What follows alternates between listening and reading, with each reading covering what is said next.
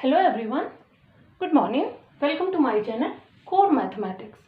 We have already studied in 2 lectures about set theory. Okay. Now in the previous videos we have studied what are subsets, what are proper set and what is a superset.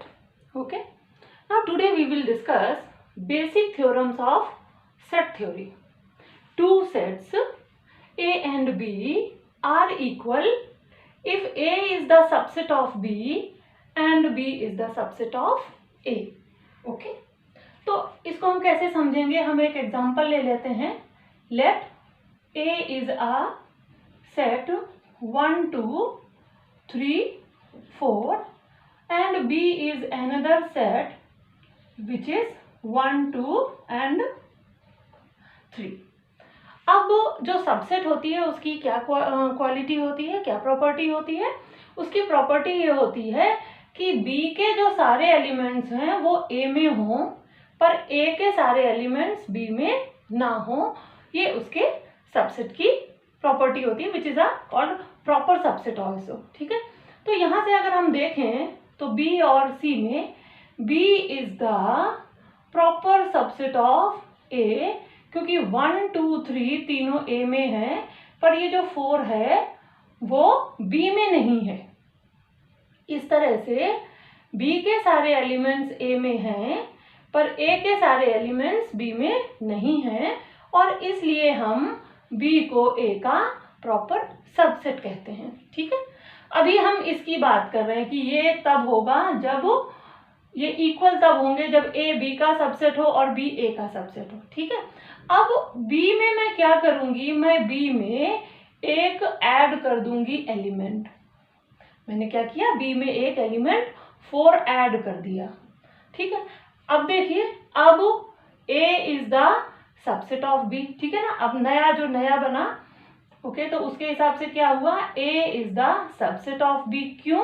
क्योंकि A के सारे elements B में हैं और B के सारे elements A में है इसलिए B is also the proper subset of A.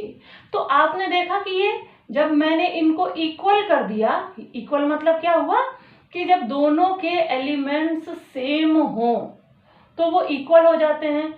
तो ये तो इफ वाली बात है कि अगर दोनों सेम हैं तो ये ऐसा होगा. अब ओनली इफ की बात है कि अगर A B का सबसेट है और B A का सबसेट है तो भी ये कंडीशन होल्ड करती है. Implies A is equal to B और वो हम ऐसे भी देखकर समझ सकते हैं.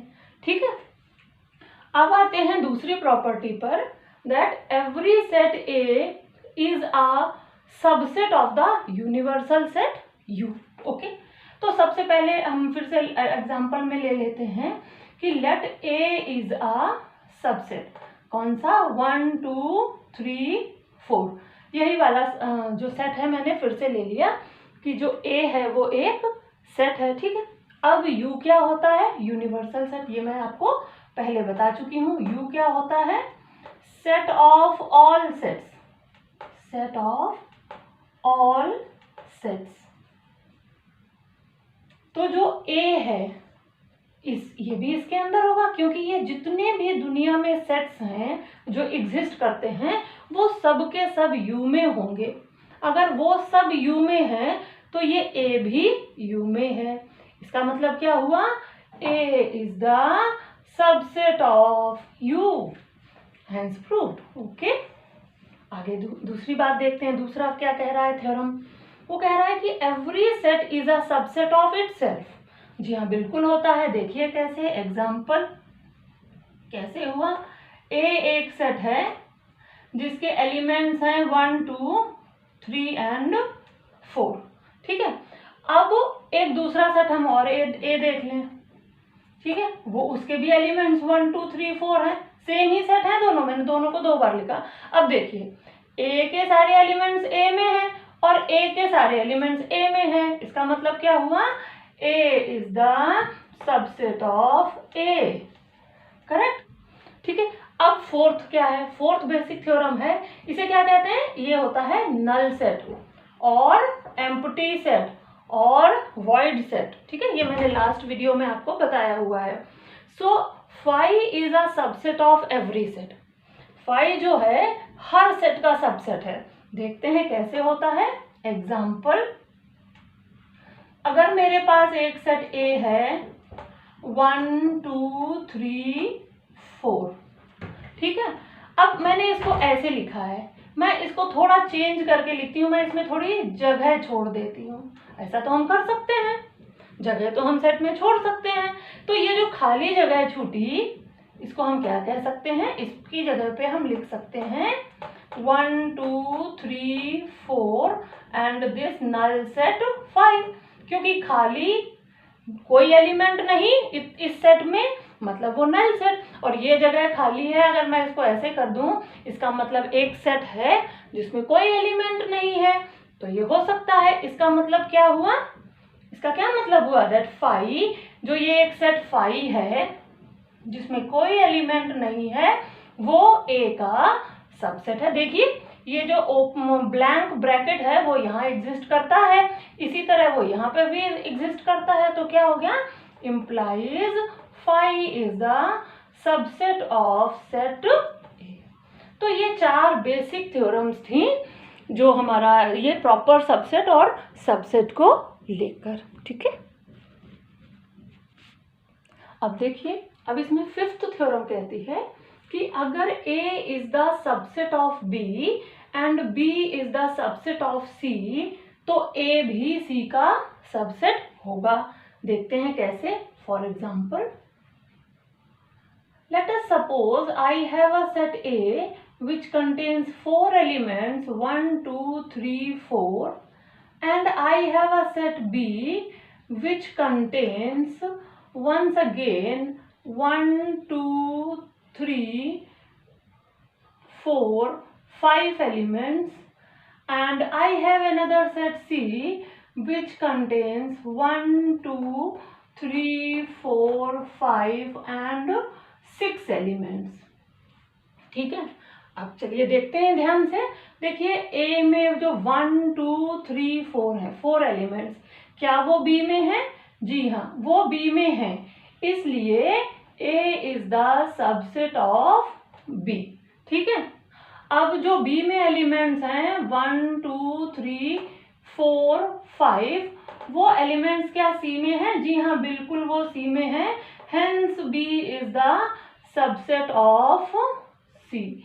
अब हम ये देखते हैं कि जो ए में एलिमेंट्स हैं क्या वो सी में है? जी हाँ, बिल्कुल वो भी सी में है, 1 2 3 4, implies A is the subset of C. तो इस तरीके से हमने देखा कि अगर ए बी का सबसेट है और बी सी का प्रॉपर सबसेट है, तो ए सी का प्रॉपर सबसेट हो जाता है। चलिए अब आगे बढ़ते हैं। ये तो बात थी हमारी बेसिक थ्योरम्स की जो सेट थ्योरी पर होती हैं। व्हाट इज कॉर्डिनलिटी और डायमेंशन ऑफ अ सेट? ठीक है, तो the number of elements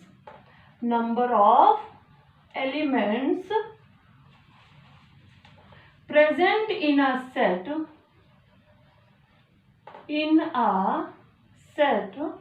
is called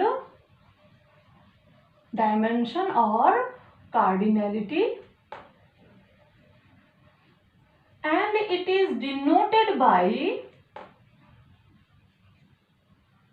NA। अगर हमारे पास कोई सेट A है तो हम उसे NA से डिनोट करते हैं। ठीक है, अब आप सोचेंगे कि मैंने कार्डिनलिटी पहले क्यों बताया? वैसे एक बार मैं और भी आपको बता चुकी हूँ इस NA के बारे में, लेकिन फिर भी पावर सेट से पहले कार्डिनलिटी बताना इसलिए ज़रूरी था क्योंकि पावर सेट जो होता है उसमें हम नंबर ऑफ एलिमेंट्स को काउंट करते हैं। ठीक है, तो इसलिए ये बताना बहुत ज़रूरी था। अब बात आती है कि पावर सेट क्या होता है।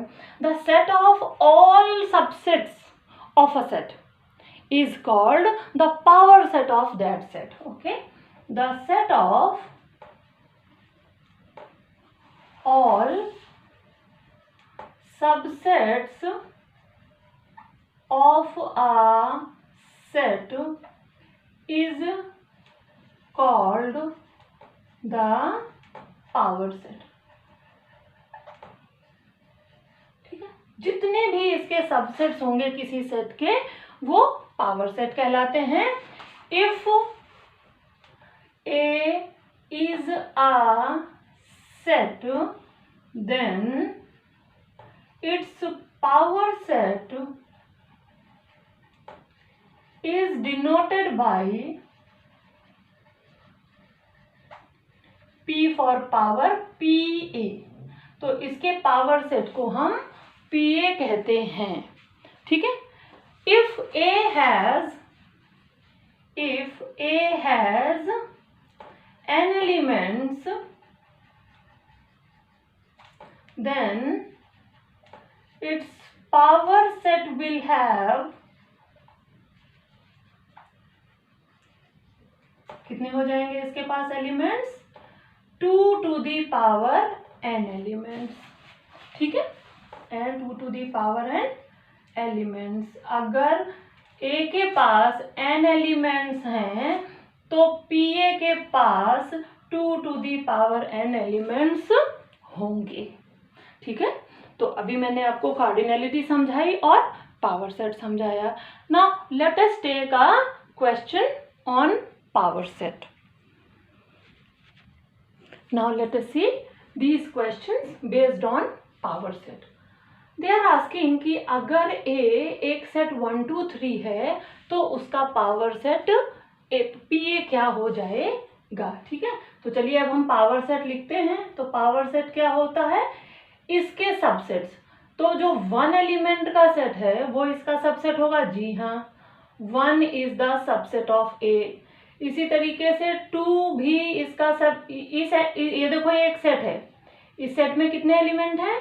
1 and the element is 1 which is already in A। तो ये जो 1 है वो A का सबसेट हो गया।